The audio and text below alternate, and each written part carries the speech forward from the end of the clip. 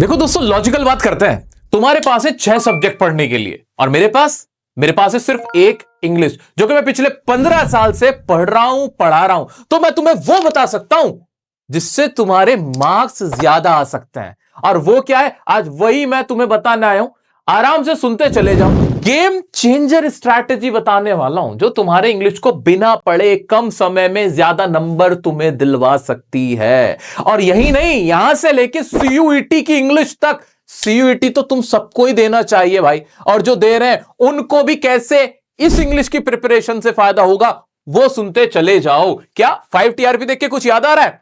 तो करो ना कमेंट, याद है ना क्या करना था। चलो अब आगे बढ़ते हैं भाई। सबसे पहले भाई, तुम्हारे सिलेबस फ्लेमिंगो विस्टास 2 किताबें हैं, 40 नंबर की हैं, सबको पता है, 5 पोएम्स हैं।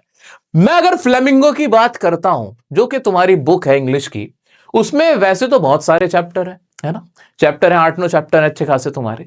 उन चैप्टर्स में कौन से वो चैप्टर्स हैं जो आसान है, जो एग्जाम में आते भी हैं और जिनमें वैरायटी नहीं है? वो ये 3 चैप्टर हैं, the last lesson, Indigo, lost spring, जो कि शायद तुम्हें दिखने में लगते होंगे कि थोड़े से मजेदार नहीं है, मजा नहीं आया, इंडिगो तो सर समझ नहीं आता। वैसे तो मैंने हमारे 5 टीआरपी के अंदर जो लाइव रिवीजन लेक्चर लिया था, उसमें बहुत अच्छे से इंडिगो को क्लियर कर दिया था, सबको मजा आ गया होगा। ठीक है, स्टिल अगर किसी को फिर भी ऐसा लगता है कि इंडिगो चैप्टर मुझे तो पसंद नहीं, पसंद से कुछ नहीं होता है। नंबर किसमें ज्यादा मिलते हैं, आसान कौन सा है, वैरायटी किसमें कम है, तो वो ये चैप्टर, इसमें कुछ और है ही नहीं। सिविल डिसोबीडियंस के अलावा इसमें कुछ ज्यादा नहीं है। लास्ट लेसन का तो साइज ही छोटा है, उसमें सिर्फ लैंग्वेज और कल्चर के ऊपर बताया गया, उसी में से लॉन्ग आंसर आता है। ये वो चैप्टर्स हैं जिसमें से एक्सट्रैक्ट बेस्ड क्वेश्चंस, जिसमें लॉन्ग आंसर वाले क्वेश्चन ज्यादा पूछे भी जाते हैं और वैरायटी नहीं है। तो इन 3 के साथ तुम्हें क्या करना चाहिए? अगर तुम स्मार्ट रहोगे, तुम एक स्मार्ट टीचर के स्मार्ट स्टूडेंट हो, तुम स्मार्टली क्या काम करना, बाकी चैप्टर्स पढ़ो, आराम से पढ़ो, मजे से पढ़ो, कोई दिक्कत नहीं है। इनके ऊपर ज्यादा ध्यान देना, इनका कोई क्वेश्चन मत छोड़ना, इनके सारे पीवाईक्यू अच्छे से लिख लिख के देख लेना। तुम्हें इसका ये टिप्स पे होने चाहिए, इसका एक एक चीज तुम्हें पता होनी चाहिए। सिर्फ 3 चैप्टर बताएं, ठीक है, इनको अच्छे से करना। जब तुम पढ़ने बैठोगे तुम्हें मेरी बात समझ में आएगी कि हाँ यार ये वाकई में इजी है। आ जाते अब बात करते हैं पोएम्स की। 5 पोएम्स है, 5 में 2 ऐसी पोएम्स हैं जो नंबर दिलाएंगी, कम समय में ज्यादा मार्क्स फेच कर सकते हो। वो कौन सी है? माय मदर एट 66 कुछ है ही नहीं, छोटी सी पोएम है, इजी है, कोई राइम नहीं है, मजेदार है। ये जरूर देखना, कमला दास की माय मदर एट 66। वैरायटी ही नहीं है, इसके एक्सट्रैक्ट सारे पीवाईक्यू लगा डालना, जो भी क्वेश्चंस है सब कर लेना, इसको अपना जिसे कहते हैं बेस बना के जाना। ये बेस होनी चाहिए कि एग्जाम में अगर गलती से भी ये तुम्हें दिख जाए, झट से इस पे अटैक कर देना। दूसरी पोएम है आंट जेनिफर्स टाइगर्स, बहुत आसान है, सिर्फ 2 पैसेज, 2 पैराग्राफ है छोटे छोटे से, उसमें तुम्हें ये खत्म हो जाती है। ठीक है, एड्रिन रिच की लिखी हुई, बहुत इजी है। अगर तुम सोच के जाओगे कि रोड साइड स्टैंड पे भी पूरा इतना ध्यान लगाना है, बहुत मेहनत से करना, भाई चॉइस आती है एग्जाम में, याद रखना। रोड साइड स्टैंड इतनी बड़ी है, बहुत सारे उसके अंदर पैराग्राफ स्टैंजाज हैं, तो उसमें फंसना है, उसमें टाइम वेस्ट कर रहे होंगे हम, अगर हम सोचे कि नहीं बस आंख बंद करके पढ़ना है। नहीं नहीं नहीं नहीं, you are very smart my champ, you are very smart. तुम क्या करोगे, तुम 5 पोएम्स है, चॉइस में सवाल आते हैं, चॉइस में स्टैंजा पूछा जाएगा, मुझे भी पता है, तुम्हें भी पता है, तो मैं बेवकूफी थोड़ी करूंगा। मैं क्या करूंगा, मैं क्या करूंगा, मैं क्या करूंगी, मैं क्या करूंगी, जो ये 2 छोटी छोटी सी पोएम है, इन्हें ज्यादा अच्छे से घोट के जाऊंगा, क्योंकि प्रोबेबिलिटी फिर यह है कि इन 2 में से कोई सी एक तो जरूर स्टैंजा में पूछी जा सकती है और मैं अपने अच्छे नंबर वहां स्कोर कर सकता हूं, कर सकती हूं। 2 का सब कुछ बढ़िया से करके जाना। एंड ओवरऑल बार बार बोल रहा हूं, वैसे तो सब कुछ हम करेंगे, पक्का करेंगे, बट एक होता है ना कि जो नाम मुंह पे सबसे ज्यादा रहे, जो आंसर मुंह पे सबसे ज्यादा आ जाए, वो ये होते हैं। जैसे कि तुम मुझसे पढ़ते हो, मुझसे सीखते हो, मेरा कहना मानते हो, बाकी टीचर सब अच्छे अपनी जगह, जो भी पढ़ा रहा है सब अच्छे हैं, लेकिन जब बात डियर सर की आती है, भाई बड़े भाई हैं, टीचर का फिर लेवल नहीं, फिर वो बड़े भाई वाली बात आती है, मानते हो? ऐसे मेरे लिए तुम आगे बढ़ जाते हैं। अब विस्टास की बात कर लेते हैं। अगेन चैप्टर्स इसमें बहुत लंबे चैप्टर्स हैं, तुम्हें मजा आएगा पढ़ने में दी एनिमी चैप्टर, तुम्हें मजा आएगा इसमें पढ़ने में on the face of it chapter. लेकिन जो चैप्टर तुम्हें वाकई में वैरायटी कम देता है, क्वेश्चंस उसके ज्यादा बनते ही नहीं है, जिसमें तुम्हें कम समय लगेगा और एग्जाम में नंबर उतने ही है, वो कौन से हैं? भाई द थर्ड लेवल कुछ भी नहीं है, आसान सी कहानी है, एस्केप करना चाहता था वो, तो इसके ऊपर है। ठीक है, चार्ली क्या करना चाहता था? एस्केप करना चाहता था वायलेंस से, फियर से, ये सारी चीजें, बस बार बार वही रिपीट होता रहता है। दूसरी है journey to the end of earth. बच्चों को बिल्कुल नहीं पसंद तिशानी दोषी की लिखी हुई ये वाली कहानी, पसंद से नहीं कुछ होगा, मजे मत लूटना भी। लिस्ट में क्या है? सिर्फ और सिर्फ ग्लोबल वार्मिंग के ऊपर पूरी कहानी है, छोटा सा चैप्टर है, ज्यादा वैरायटी नहीं है, नंबर पूरे देखे जाएगा, इसके ऊपर ज्यादा दिमाग लगाना। वहीं अगर मैं बात करूं द एनिमी की, भाई इतने तो पेजेस है उसके अंदर पढ़ने में कि पढ़ते पढ़ते शाम हो जाती है, बीच में से कहीं से कोई गलती से क्वेश्चन आ गया, वहां तुम मिस कर सकते हो। तो तुम्हें क्या करना है? स्मार्टली स्ट्रैटेजी बनानी है। एग्जामिनर को नहीं पता कि तुम क्या पढ़ के आए हो, एग्जामिनर को नहीं पता तुमने कितना समय किस चैप्टर को दिया है, पेपर चेकर नहीं जानते ये बात। ये तो सिर्फ तुम्हारे मेरे बीच की बात है। जब मुझे मालूम है कि चॉइस में क्वेश्चंस पूछे जाते हैं, जब मुझे मालूम है कि ये चैप्टर ज्यादा इजी है लेकिन मार्क्स पूरे इतने ही आएंगे इसके भी, मार्क्स में, अब ये बताओ कोई बड़ा चैप्टर है तो क्या उसमें से 10 नंबर का सवाल आएगा? 10 का तो कोई सा भी नहीं आता, सारे ही 6 नंबर के होते हैं। तो हमें क्या करना है? जिस पे कमांड बना के चलनी है वो कमांड होना चाहिए journey to the end of the earth. तीसरा आता है मेमोरीज ऑफ चाइल्डहुड। हाँ जानता हूं तुम्हें लगता है कि ये तो बहुत इजी सा चैप्टर है, इसमें कुछ भी नहीं है, लेकिन सबसे ज्यादा घोट के जाना, सबसे ज्यादा घोट के जाना बामा का चैप्टर है। इंपॉर्टेंट भी है, ये अपने आप में इंपॉर्टेंट भी है, ये जो चैप्टर्स मैं बता रहा हूं ये मोस्ट इंपॉर्टेंट भी है और साथ के साथ इजी है, बहुत आसान है। ये मैं पूरा एक्सपीरियंस तुम्हारे आगे रख रहा हूं। अगर जितना समय तुम सोच रहे हो कि on the face of it को दे दूं, द टाइगर किंग को दे दूं, उतना समय अगर तुम इनको लगाओगे ना, इनको दोगे, वो ज्यादा अच्छा है, क्योंकि उन पे तुम्हारी पकड़ बनने में थोड़ा बहुत समय लग सकता है ज्यादा, इनमें पकड़ आराम से बन जाएगी। तो कभी भी याद रखना मेरे दोस्तों, हम कहीं भी कोई भी एग्जाम दे रहे होते हैं तो हमारा स्वॉट एनालिसिस हमें करना होता है कि हमें पता होना चाहिए हमारी स्ट्रेंथ ये है, हाँ ये थोड़ी सी वीकनेस है। कभी भी ऐसा नहीं होगा कि हम हर चीज में एकदम परफेक्ट होके इक्वल होके जाते हैं, हल्का फुल्का सा फर्क रहता है कि ये चैप्टर तो बहुत तगड़ा है, बेइंतहा तगड़ा है, लेकिन एक चैप्टर हो सकता है कि थोड़ा थोड़ा कम तगड़ा है, तो वो वाली बात है। तो तुम्हें क्या करना है? ये 3 चैप्टर हैं भाई, एक एक क्वेश्चन इसका दबा के देख लेना, बढ़िया से पक्का कर लेना। अब आता हूं मैं दूसरे सेक्शन की तरफ, हमारा राइटिंग सेक्शन है, सबसे ज्यादा नंबर लूट सेक्शन मैं इसको बोलता हूं। सीयूईटी से भी कनेक्ट कराऊंगा, ध्यान से सुनते जाओ मेरी बात। तुम भी क्या याद रखोगे कि बड़े भाई थे तो फर्ज निभा के गए हैं। आ जाओ, राइटिंग सेक्शन में नोटिस आता है, रटा रटाया फॉर्मेट का क्वेश्चन है, एक आध बार ऐसे रफ में बना के देख लेना, इसमें कोई वैरायटी नहीं होती है, फ्री के नंबर होते हैं। जॉब एप्लीकेशन हमेशा ही आता है, कुछ नहीं होता। बायोडेटा पे ध्यान सबसे ज्यादा देते हुए चलना कि बायोडेटा में क्या क्या लिखना है, मेन इंपॉर्टेंट बातें सारी बायोडेटा की बनेंगी, बॉक्स में बंद होगा, ये तुम्हें याद रखना है। मैंने तुम्हारे लिए सब कुछ बना रखा है, मैंने 5 टीआरपी चला तो रखा है, 5 टाइम्स रिवीजन प्लान। नहीं पता क्या तुम्हें? नहीं पता? अरे तुम लोगों ने नहीं बताया अपने और बहन भाइयों को? भाई मैंने तुम लोगों के लिए 5 टाइम्स रिवीजन प्लान बना रखा है, एग्जाम से पहले 5 बार तुम्हारी इंग्लिश की इन सब चीजों की बढ़िया से रिवीजन करा दूंगा।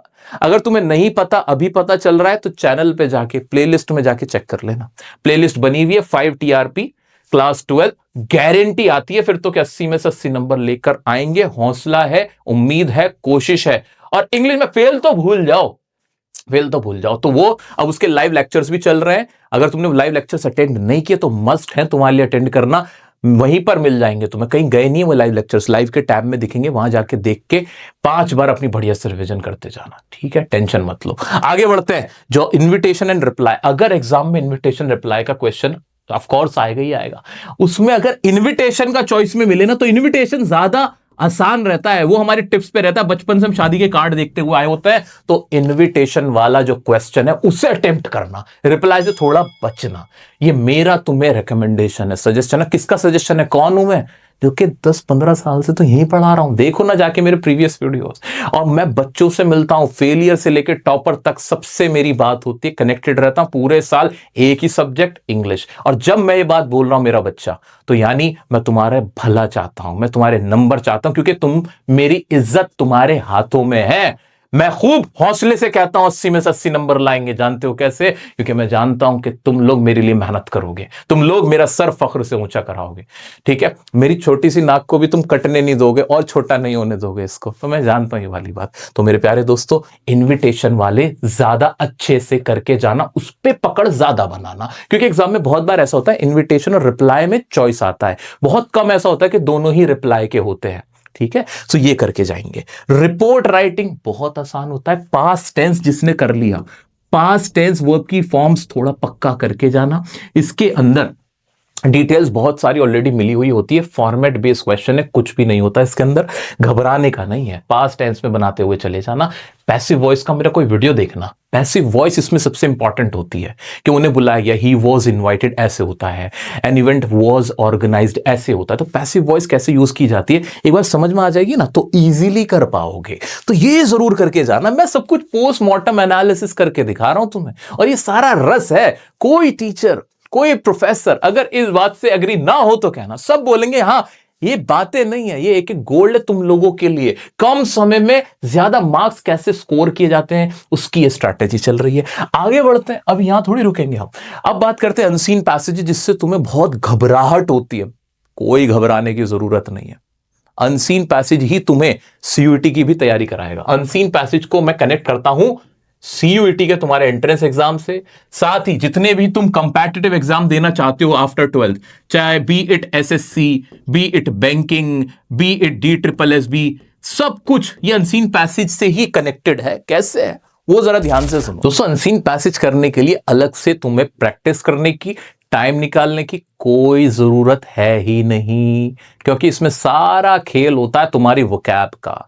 अगर तुम्हें वोकैबुलरी अच्छे से आती है तो तुम आंसर भी अच्छे से लिख पाओगे, 2-3 लाइन का अपना बना भी पाओगे, अनसीन पैसेज को समझ भी पाओगे। क्योंकि जो अनसीन पैसेज आएगा वो किसी बुक से नहीं आता, किसी सैंपल पेपर से नहीं आता, किसी और किताब से नहीं आता, नोबडी नोज कहां से आ जाएगा। सो आपको करना क्या चाहिए इसकी तैयारी के लिए, आप तैयारी करोगे सीयूईटी की। सीयूईटी की कैसे करोगे सर? क्योंकि इसमें भी वोकैब पे ध्यान देने की जरूरत है, और सीयूईटी में भी वोकैबुलरी ही तो पूछी जाती है, उसमें भी सेम अनसीन पैसेज वाले क्वेश्चंस आते हैं जो कि भर भर के पूछे जाते हैं। So if you are preparing for unseen passages and for that if you are learning vocabulary, if you are practising vocabs, then it means you are also preparing for your CUET exams, your entrance exam। अब CUET का connection in entrance exam और इन competitive exam से कैसे हो गया? वो ऐसे हो गया क्योंकि जो तुम्हारा CUET का सिलेबस है ना और SSC का जो सिलेबस है वो ऑलमोस्ट सेम है, ऑलमोस्ट सेम है। तो सेम सिलेबस तुम्हें प्रिपेयर करना है। तो कहीं ना कहीं अगर तुम इंग्लिश पढ़ रहे हो, क्लास 12th की मुझसे इंग्लिश पढ़ रहे हो, तो तुम सिर्फ क्लास 12th की नहीं पढ़ रहे हो मुझसे, मैं तुम्हें प्रिपेयर कर रहा हूं तुम्हारे कॉम्पिटिटिव, जिसे कंपैटिटिव बोलते हैं, कंपटीशन वाले जो एग्जाम है उनके लिए मैं प्रिपेयर कर रहा हूं। सीयूईटी तो तुम्हारा हाथों हाथ हो ही रहा है, ठीक है? तो बिल्कुल टेंशन मत लो। और जिसको पूछना है कि सर सीयूईटी का भी बैच चलेगा, बिल्कुल हर साल चलता है। तुम्हारे बोर्ड एग्जाम के बाद तुम्हारा भाई यहीं खड़े होकर पूरा बैच लाएगा, फ्री ऑफ कॉस्ट होगा ऑफ कोर्स यूट्यूब पे।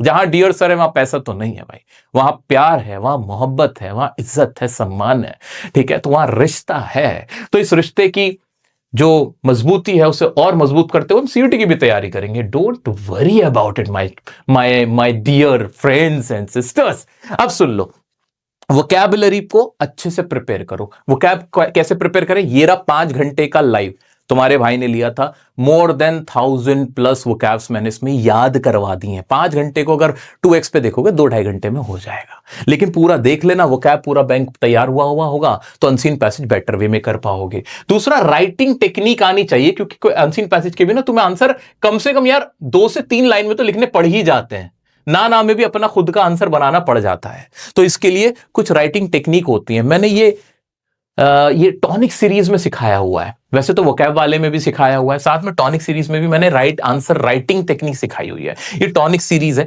ये वीडियोस तुम्हारी बहुत हेल्प करेंगे। छोटे छोटे वीडियोस हैं, 2x पे चला के देखो यार तो तुम्हें पता चल जाएगा। तो आंसर लिखा कैसे जाता है, थोड़ी बहुत ग्रामर, टेंसेस वगैरह एक बार पढ़ के देख लेना। मैंने सब कुछ बनाया हुआ है, अब दोबारा कहने की जरूरत नहीं है। टेंसेस की नॉलेज ले लेना कि टेंसेस कैसे यूज होता है, सेंटेंस कैसे बनता है, एक्टिव पैसिव वॉइस तो मैंने पहले ही बोला था। इन दो को किस किस को देख लेना, किस किस को, एक तो मेरा टेंस का वीडियो तुम देख लेना और एक तुम मेरा एक्टिव पैसिव का वीडियो देख लेना, एक मॉडल्स। ये 3 चीज का अगर तुमने वीडियो देख लिया ना मेरा, तो तुम्हें सेंटेंस बनाने की एक अच्छी खासी प्रैक्टिस हो जाएगी। इस तरह से you will be preparing for the class 12th English as well as your CUET. तो सीयूईटी भी प्रिपेयर हो रहा है, ये भी प्रिपेयर हो रहा है। अब मैं डंके की चोट पे कह सकता हूं कि जो भी स्टूडेंट जो मैंने बातें बताई हैं इसके साथ अगर प्रिपेयर करने जाएगा, सबसे कम समय में सबसे अच्छे नंबर वो लेके आएगा।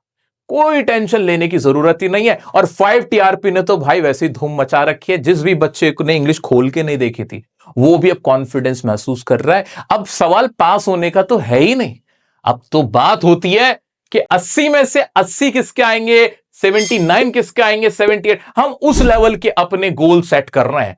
Set your standard so high that nobody can believe कि ये इंसान भी ऐसा कर सकता है। ठीक है, तो पास और फेल का तो मामला ही खत्म है। अब हम क्या कर रहे हैं, अब हम स्टैंडर्ड सेट कर रहे हैं कि हम किस लेवल पे लाए करेंगे।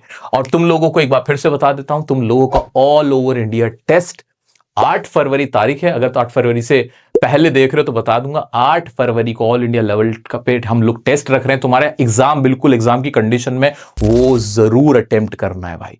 जैसा कहूं करते जाओ, नंबर अपने आप तुम्हारे आ जाएंगे।